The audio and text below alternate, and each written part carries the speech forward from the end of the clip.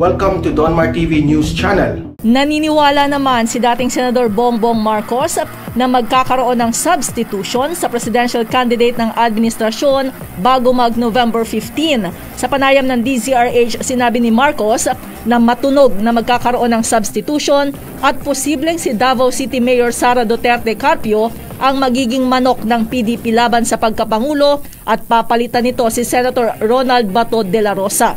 Aminado si Marcos na nagulat din siya nang mag-file ng COC si Senator Bato noong Biyernes dahil bukod sa hindi naman lumulutang ang pangalan nito, matagal na pinaghahandaan ang pagkandidato sa pagkapangulo at hindi pwedeng biglaan. Sabi ni Marcos, marami pang mangyayari sa komposisyon ng mga kandidato sa 2022 bago sumapit ang November 15. Hindi natatakbo sa pagkapangulo si Mayor Sara Duterte. Ito ang kinumpirma mismo ng kanyang amang si Pangulong Duterte.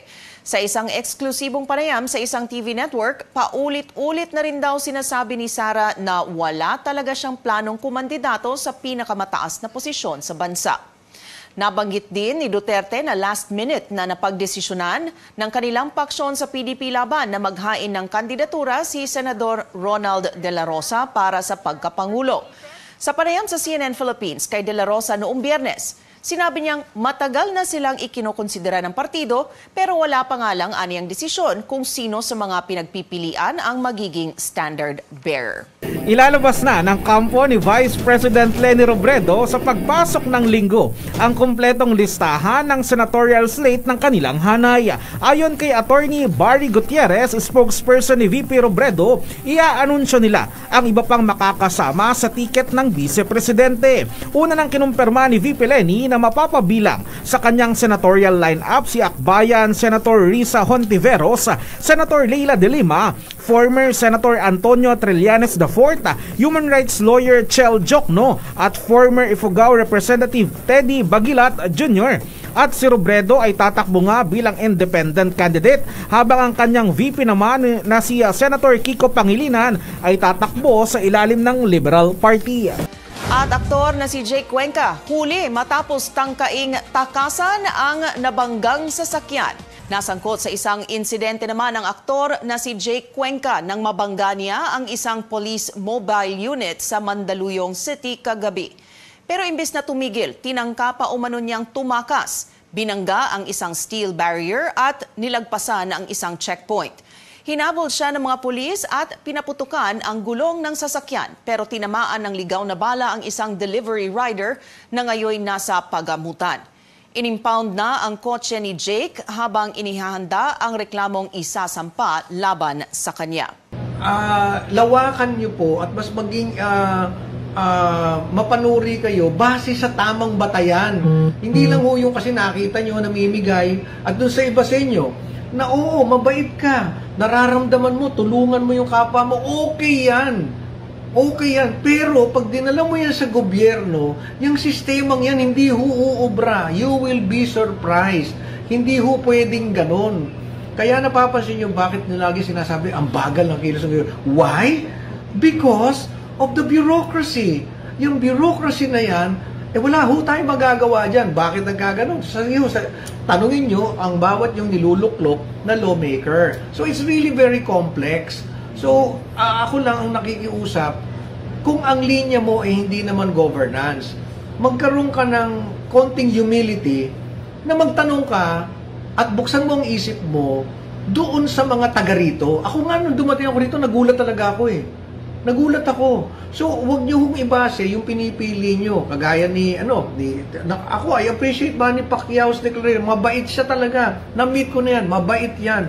But then, hindi ka maitatawid ng bait mo pagka lumaot ka na sa dagat ng gobyerno because it doesn't work that way. You will be so frustrated at baka yung bait mo magalit ka, bakit hindi pwede. Ngayon, kung ipipilit mo yung gusto mo lang, makakasuhan ka.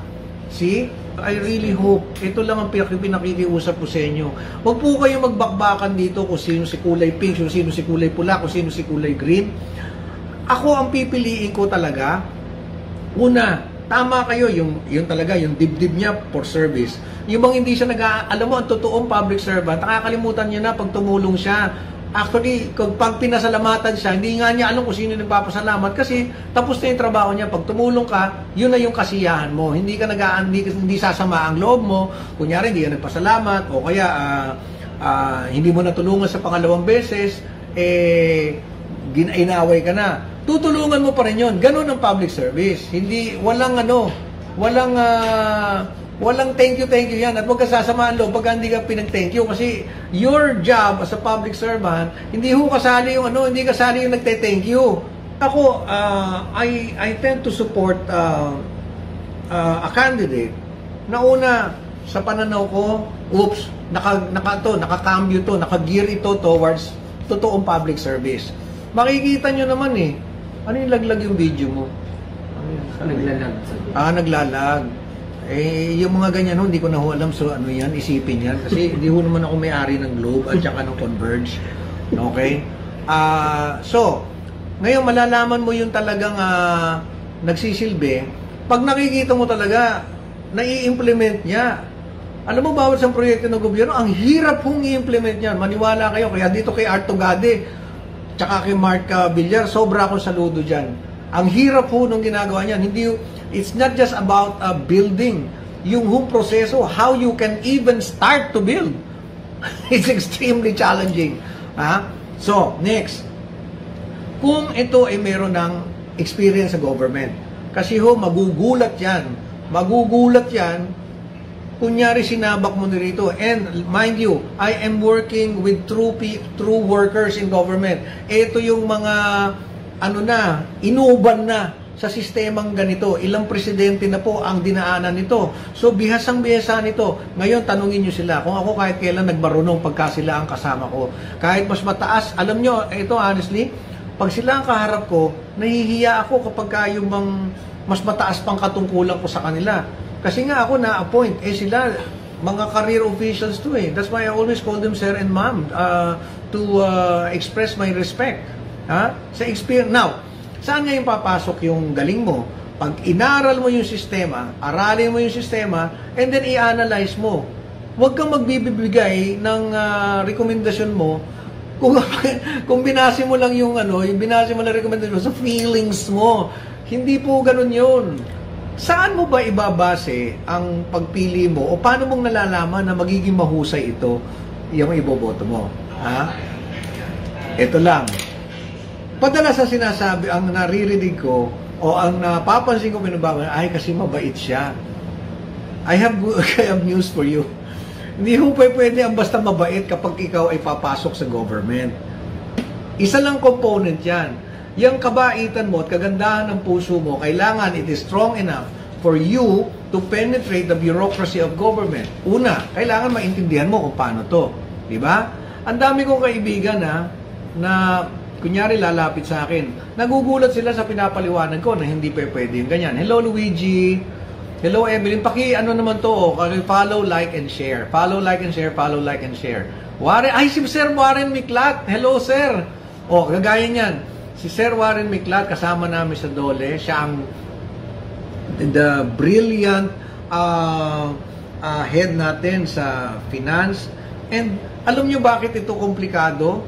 Kasi hindi naman ito pwedeng yung kasi gusto kong tumulong o kasi mabait ako, naantig ang puso ko, yakapin kita, lagyan natin ng music and bibigyan kita ng pera, pantulong.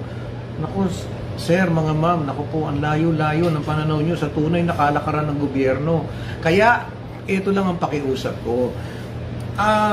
Sana, kapag ikaw ay namimili, huwag ka namang masyadong solid ka agad sa desisyon mo.